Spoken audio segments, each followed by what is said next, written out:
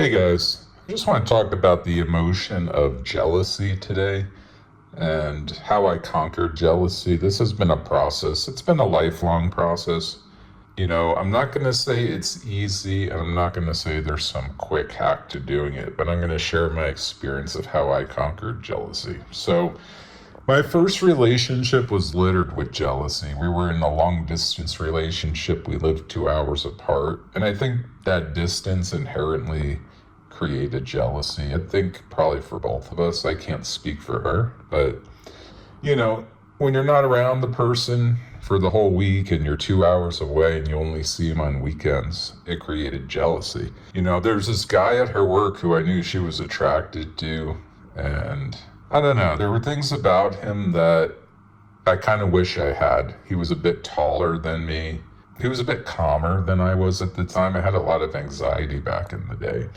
There were things about him I was objectively desiring in myself, and I could see why she would like those things. But here's the reality. She was still with me. She didn't cheat on me with this guy. She didn't. And it made me realize there's something about me that's unique. There's something about me that's unique. So that was when I was probably like 20, I want to say. It was a 2-year relationship. By the time I was 25, I got in a relationship with this other girl. And I don't know, I lost attraction to her after about 2 years and, maybe even sooner. And one day she said like she didn't want to be my backup plan and the B-lister and all that. And I said, okay. And she told me, yeah, I actually met someone at the bar this past weekend. I didn't want to tell you. I thought you would be devastated. And I just said, no, that's fine. That's good. Good for you. So how did that happen within 5 years? Well, I realized that I'm a unique person. These girls, they're not going to be able to replace me with these guys. These guys will give them some things that they like that I don't have. Like, she wanted a family. I didn't want a family at that time. So that guy is going to give her something she wants. But I also know, probably to this day, when she thinks about me, she's probably thinking that was the most unique person I've ever met. That was a unique relationship. There were some amazing moments, and I'm never going to experience them with this guy. And you have to realize that if you connect with a girl and you're dating her, and for the record, I'm not saying this will be true of myself and every girl. It's the people you connect with. So if you connect with someone and you're dating them for like a year or 6 months, 2 years, I don't know, whatever. Any amount of time you consider significant, you're forming a bond with that person and they're seeing unique qualities in you that they like. And the more unique you are as a person, like the more irreplaceable your traits are. See, in my case, nobody can replace my mind. My ex can get with any guy she wants. No one's going to have the combination of intelligence, humor, creativity, all the stuff I talk about, quantum physics, my musical ability. Like, there's a lot of stuff that I have a sense of adventure. I have a childlike wonder. She's not going to find a guy with all these traits. And once I realized this, jealousy goes out the window. It's like, we broke up, you decide not to work on things, and you purchased an inferior product. And you know what? Sometimes it takes women a long time to realize this. There's the honeymoon phase where they think they're in love with this new guy. There's I don't know, I can't speak for women, but I think their minds work a bit like this. They go through the honeymoon phase. I think there's a phase where they start to think if they could be with that guy long term. I think they start to think that. I also think there's a phase where they shit test the guy and he either passes or fails. And that's another thing. I will pass every shit test. Why is that? Because I'm just existing. In relationships, I'm just existing. I'm not needy. I'm not clingy. I give people space. I don't try to control them. Like, I would always encourage my ex to travel and to do whatever she wanted, I don't try to control, I just don't have interest in all that. I just want to exist peacefully is what I want. And this is hard to find, and it's attractive. And honestly, if you have any of these traits, if you have some of these traits, if you have all of these traits, you're gonna be desirable. And she might be with some other guy now. She might be with 10 other guys. It doesn't matter, because no one can replace you. No one can replace you. That's really what it comes down to. And once you realize no one can replace you, it doesn't matter who they're with. This guy she's with, I know this guy. He can't replace me. Plain simple fact, he can't replace me. He can't. So one day she will realize that. Maybe she has. Maybe it'll be 20 years from now. But one day there will be a realization that this guy's an inferior product. How do I know that? Because I know the guy.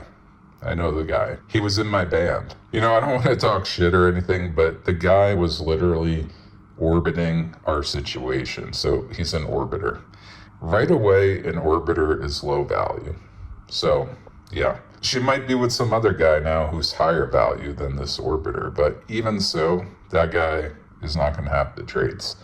They might have other things that create sparks, but they're not going to have the depth. I have an I don't put up with your bullshit vibe, and girls need this. Women need this. They need that. Most guys don't have it. Girls after dating me, they might get into relationships where they have a lot of control. I feel like I've seen that in the past, where they can control the guy, because I'm not controllable. And that's what makes me attractive. Again, this is why I don't have jealousy. Guys, if you have jealousy, work on these traits. Become uncontrollable.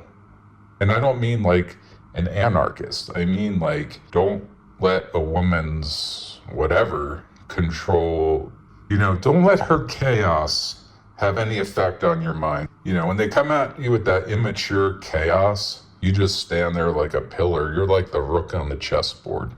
You're just standing there in the corner like a freaking foundation, and you're just like, I don't care. This is bouncing off me because life is tough, and I'm not letting your chaos disrupt me. Eventually, I just had to cut her loose because of all the chaos.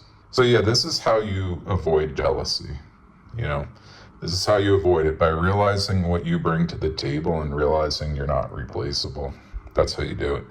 So yeah, as always, we want to be working on, I'm building the best life I can build right now. I had two choices when I broke up with my partner. And I'll say this, it was 95% my breakup and 5% hers. So there was a portion. I said, let's break up. She said, are you positive? I said, I think I'm 95% sure, but if you want to work on the other 5%, we could work on that for a bit and see if anything changes.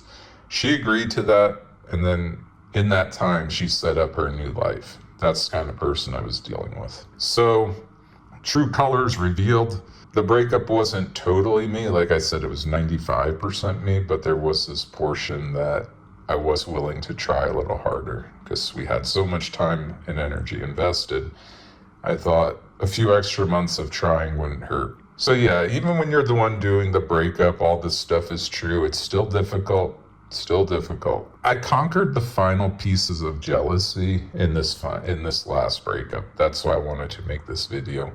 And what are the final pieces? The final pieces actually involve inner peace and finding, like, truly believing in yourself, truly believing you have things to offer. That's the final step. Back in my 20s, when I conquered jealousy, I still had doubts about what I could bring to the table. Could I be in relationships? What is my value? Am I lovable? Am I unique? Did I put in the work to fix my problems so I could have good relationships? The past 6 months I spent refining all of that. So yeah, that's what I did. It was tough. Even though I did 95%, that 5%, she created absolute chaos. She slept with this band member of ours. Just a lot of other stuff. She created absolute chaos. And I think it's her way of saying, you hurt me, here's some hurt right back at you. And you know what? That's immature. And I've done it in the past. And when I did it, it was immature. She did it, it's immature. It's this guy's problem now. It's this guy's problem to deal with that kind of chaos. And it's my duty right now to protect my peace. And that involves a lot of things. My family is very, very disruptive, and I'm protecting my peace by distancing myself from them. They're just negative people. They're just negative people. So, yeah, that's how I spent the past 6 months refining this process. And I actually think it's impossible to make me jealous at this point. You could bring any girl any guy, let's say I'm dating my ideal girl, like the perfect girl for me, and she walks into the room with some, 6'2" George Clooney and is like, I've been fucking this guy for 6 months behind your back. I think I would just say, all right, leave. All right, get out of here. You're not you're not the person for me. You know, this is all a reflection of something to do with you, and get the hell out of here. Just get out of my life and stop interfering with my peace. I need to go find the person I'm meant to be with. So that's my mindset now. It did take 6 months of very hardcore work. I was working on Zen Buddhism. I was working with a therapist, actually. I've seen a therapist for 12 years straight, so this was not specifically for this issue. I just like to talk to a therapist because I think it's good to bounce all this kind of shit off an objective person and see what they say. I find therapy helpful, but I find Zen Buddhism and meditation and riding my bike while thinking about life and doing pot and thinking about life. I find all these to be better than therapy, but therapy is a nice, I don't know what the word I'm looking for is, but supplement. It's a nice supplement to those other things that I think work better. So yeah, that's how I conquered jealousy. It started in my mid-20s. It took until my late 40s to fully conquer it, but I think at this point, I don't think it's possible to make me jealous. I don't want to control anything in the world. I think when you give, this is another thing, guys, and I'll leave on this note. When you give up control and just say, I'm going to let the universe bring to me what's mine. And if it's a month without a date, that's what the universe wanted. It wanted me to be doing something else during that time. It wanted me to be sitting in that feeling of, oh, it's been a month since I had a date. This feels, I don't know if lonely is the right word. I don't really feel loneliness, but this is a drought. This is, I haven't had interest from a girl in a while. Forget all that. The universe, that's trying to control things. Let the universe evolve around you. Let the universe come to you. Relinquish control, and you'll see how much comes to you. That's my advice. Give up control, and you'll get everything.